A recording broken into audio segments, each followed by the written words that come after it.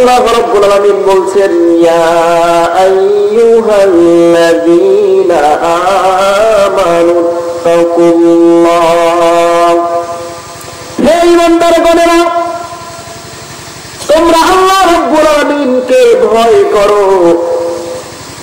শুধু তাই নয়, ওয়ালতানজুর নাফসুম মা কদ্দামাত লিগাদিন ওয়াত্তাকুল্লাহ। আল্লাহ রাব্বুল আলামিনকে ভয় করতে হবে। শুধু ভয় করলেই হবে না, ভয় করার সাথে সাথে আল্লাহ পাক বলেছেন প্রতিটি মানুষ, প্রতিটি জান যেন চিন্তা করে দেখে, তারা যেন ভেবে দেখেন, তারা প্রত্যেক ব্যক্তি আগামী কালকের জন্য তারা কি প্রেরণ করেছে, এটা যেন তারা ভেবে দেখে, তারা চিন্তা করে আগামীকালকের জন্য তারা কি প্রেরণ করেছে। এরপরে আবার আল্লাহ রাব্বুল আলামিন বললেন ওয়াত্তাকুল্লাহ, আবার বললেন তোমরা আল্লাহ রাব্বুল আলামিনকে ভয় করো। আয়াতের ভিতরে ওয়াত্তাকুল্লাহ শব্দটা আল্লাহ পাক দুবার উল্লেখ করেছেন। একবার বললেই তো হয়ে যেত যে আল্লাহ তাআলাকে ভয় করো এবং আগামী কালকের জন্য তোমরা কি প্রেরণ করেছো, কি পাঠিয়েছো সেটা ভেবে দেখো। আগামীকাল মানে কবে? আগামীকাল, আজকে কি বার? সোমবার। আগামীকাল মঙ্গলবার। তো মঙ্গলবারের জন্য কে কয় কেজি চাল উপার্জন করে রেখেছেন, কে কত টাকা ইনকাম করে রেখেছেন সেটা বলেছে আল্লাহ তাআলা? তাহলে আগামীকাল মানে কি? আগামীকালের তাফসীর করেছেন আল্লাহ তাআলা লিগাদিন শব্দ ব্যবহার করে বুঝাতে চেয়েছেন যে আজ থেকে আগামীকাল যেমন নাকি অনেক বেশি দূরত্ব নয়, অনেক বেশি দেরি নয়। আগামীকাল আসতে রাত তো অর্ধেক প্রায় চলেই গিয়েছে, সকাল হবে, আগামীকাল চলে আসবে। আরবি হিসাবে তো আগামীকাল চলে এসেইছে সূর্য উদয় হওয়ার পর থেকেই। সূর্য যখন উদিত হয়, সূর্য ডুবে যায়, দিন পরিবর্তন হয়। তাহলে আরবি হিসাবে সূর্য ডুবে গেলে সন্ধ্যা ঘনিয়ে আসলেই তার পরের দিন চলে আসে। আর ইংরেজি হিসেবে তো রাত 12টার পরে আমাদের তারিখ পরিবর্তন হয়। তাহলে পরকালীন যে একটি জেন্দিগি আছে, সেই জেন্দিগি অপেক্ষা আমাদের দুনিয়ায় শত শত হাজার বছর হিসাব করলে এই হায়াতের বয়স হবে, সময় হবে মাত্র 2 থেকে 2.5 সেকেন্ড। কতটুকু সময়? 2 থেকে 2.5 সেকেন্ড এই দুনিয়া। আর এই 2-2.5 সেকেন্ডের জন্য আমরা কত নাফরমানি করি, কত অন্যায় অবিচার করি মানুষের প্রতি। নিজের আমল আখলাক সব ছেড়ে দিয়ে সেই পরকালীন চিরস্থায়ী জিন্দেগিকে আমরা ভুলে গিয়ে এই দুনিয়াটাকে আমরা চিরস্থায়ী মনে করে নিয়েছি। ঠিক কিনা বলেন? তাহলে এই দুনিয়াটার জিন্দেগি সময় কতটুকু, কত মাস, কত বছর? 2 থেকে 2.5 সেকেন্ড। বলুন কতটুকু সময়? 2 থেকে 2.5 সেকেন্ড। তাহলে সেই জিন্দেগি সামান্য একটু জিন্দেগি, কাল্পনিক বলা যেতে পারে।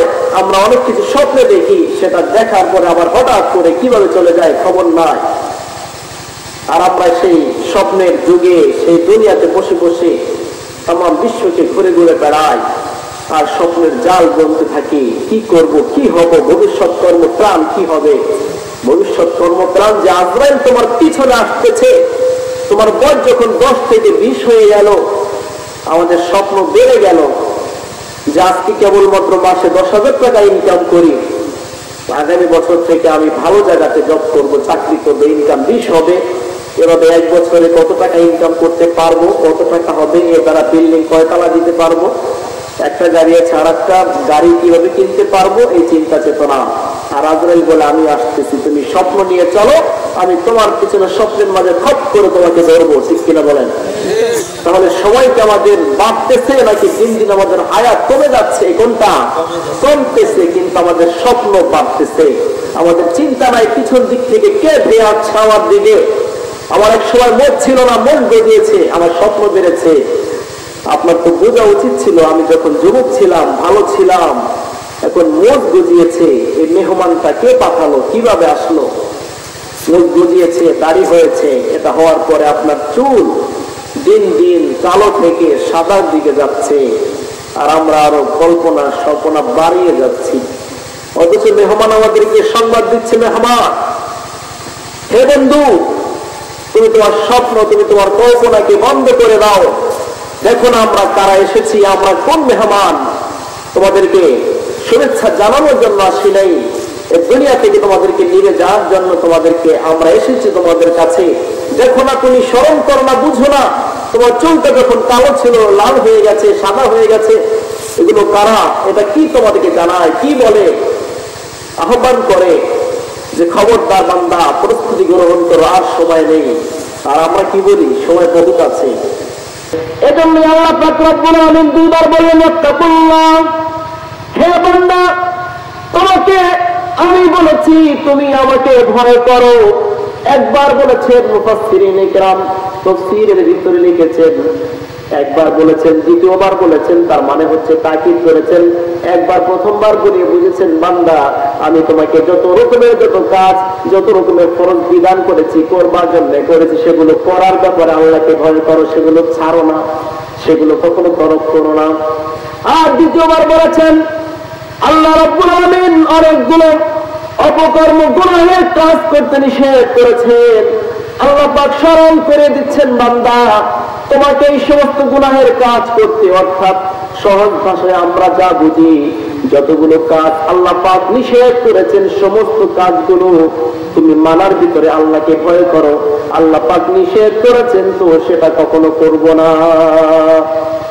এজন্য আমার মুসলমান ভাইদেরকে বলতে চাই, আল্লাহ পাক রব্বুল আলামিন তাই বললেন, তোমরা যদি আল্লাহর ভয়কে অন্তরে ঢুকাতে পারো, তাহলে তোমাদের যৌবনকাল সুন্দর হয়ে যাবে, তোমাদের পুরো জীবনটা সুন্দর হয়ে যাবে। তাহলে বলছিলাম, আমরা যখন নাকি আল্লাহ পাক রব্বুল আলামিনের ডর আর ভয় অন্তরে ফিট করব, তখন প্রত্যেকটি গুনাহের কাজ থেকে আমাদের বাঁচাটা সহজ হয়ে যাবে। এই কথাটা আমাদের বুঝে আসছে তো? কিরকম ভয় করবেন আল্লাহকে? ওমর ফারুক রাদিয়াল্লাহু তাআলা আনহু খলিফাতুল মুসলিমিন ছিলেন। তার জমানার একটি কাহিনী ছোট্ট করে আপনাদেরকে শুনিয়ে একটু বুঝাতে চাই। একটা রাখাল ছিল তখন, সে ঘটনাটা বুঝাতে গেলে শুরু থেকে বলতে হবে। হযরত ওমর ফারুক রাদিয়াল্লাহু তাআলা আনহু তিনি একবার সফরে বের হলেন। যেতে যেতে অনেক দিন পেরিয়ে দিয়ে চলে গেলেন, কিন্তু এক পর্যায়ে তার সাথে যত রকমের খাবার দাবার ছিল সব শেষ হয়ে গেল। কোন খাবার দাবার তার সাথে নেই, কি খাবে?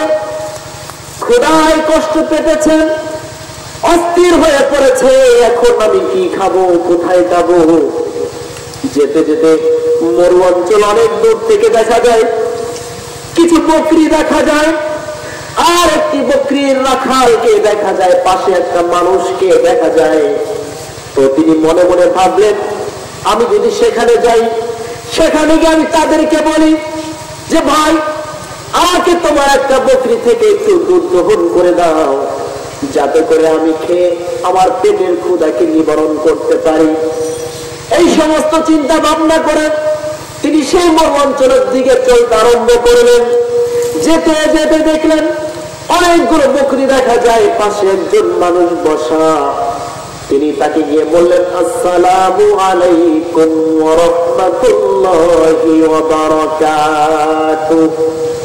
বললেন যে, হে ভাই, আমি একজন মুসাফির, আমি তোমার কাছে এসেছি, আমি অনেক দূর থেকে এসেছি, আমার পেটের যত রকমের খাবার ছিল সব শেষ হয়ে গেছে, এখন আমার পেট খালি হয়ে গেছে, আমাকে ক্ষুধায় ধরেছে, আমি আর ক্ষুধার জ্বালা যতটা সহ্য করতে পারতেছি না, তাই তোমার কাছে এসেছি, তুমি একটা বকরি থেকে সামান্য একটু দুধ দহন করে আমাকে দাও, আমি খেয়ে ক্ষুধা নিবারণ করি। এবার রাখাল বললেন, ভাই, একজন মুসাফির তুমি শোনো, আর মন চাই তোমাকে একটু পরিমাণে দুধ দহন করে আমি দেই, কিন্তু আমি পারবো না। কেন পারবো না? বলতেছে, এই যতগুলো বকরি তুমি দেখতেছ, এই বকরিগুলোর মালিক আমি নই, আমি হলাম কেবলমাত্র বকরিগুলোর রাখাল।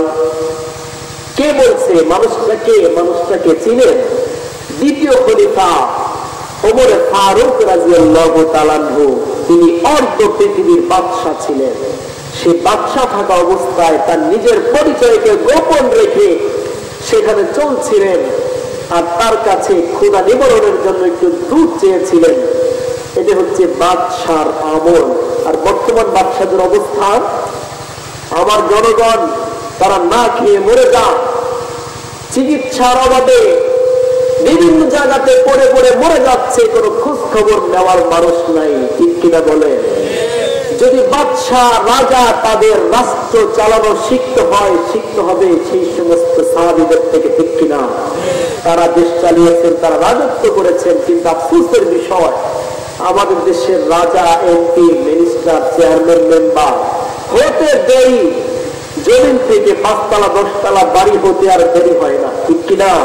রাতারাতি তারা কোটি কোটি টাকার মালিক হয়ে যায়। আর তিনি একজন প্রেসিডেন্ট, তিনি ক্ষুধার তাড়নায় বকরির কাছে এসে রাখালের কাছে বলছেন, একটু দুধ দিতে কি পারবে? তাহলে আমরা কি শিখবো এখান থেকে? আমার মুসলমান বন্ধুগণ, এবার যুবক জবাব দিলেন, ও মুসাফির ভাই, আমি যদি এই বকরিগুলোর মালিক হতাম তাহলে তোমাকে দুধ দহন করে দিতাম, কিন্তু আমি পারবো না, কারণ হলো এগুলোর মালিক আমি নই, আমি হয়েছি রাখাল। এবার আমার ফারুক রাদিয়াল্লাহু তাআলা বললেন, ছেলেটা তো অনেক ভালো বোধ হয়, আল্লাহর ভয় তার অন্তরে আছে, তাহলে দুধ দিতে হবে না, তুমি আমার কাছে একটা বকরি বিক্রি করে দাও, আমি এটা কিনে নিয়ে তোমাকে টাকা দিব, তোমাকে দিনার দিরহাম দিব, তুমি সেগুলো দ্বারা অনেক উপকার করতে পারবে। তোমার মালিক জানবে না, বুঝবে না, চিনবে না, দেখবে না। তোমার মালিক যদি জিজ্ঞাসা করে আমার একটা বকরি কোথায় গেছে, তাহলে তুমি বলে দিবে কি বকরি বাগে খেয়ে ফেলেছে। পরীক্ষা করবার জন্য ওমর ফারুক রাদিয়াল্লাহু তাআলা আনহু তাকে বললেন, ভাই একটা বকরি আমার কাছে বিক্রি করে ফেলো, আমি দুধও খেতে পারবো, পেটের ক্ষুধা নিবারণ করতে পারবো, আর তোমার মালিক জানবে না, বুঝবে না, তুমি টাকা পারা অনেক কিছু করতে পারবে। আমরা হলে কি করতাম? কয়টা লাগবে বলেন না, নেন টাকা দেন আমাকে, বিক্রি করে ফেলতাম কি ফেলতাম না? কথা বলেন, বিক্রি করতাম কি করতাম না? বিক্রি করে দিতাম। কিন্তু সে যুবকের অন্তরে কার ভয়? আওয়াজ করে বলেন, কার ভয়? আল্লাহ পাকের ভয় তার অন্তরে আছে। তাই তিনি বলেন,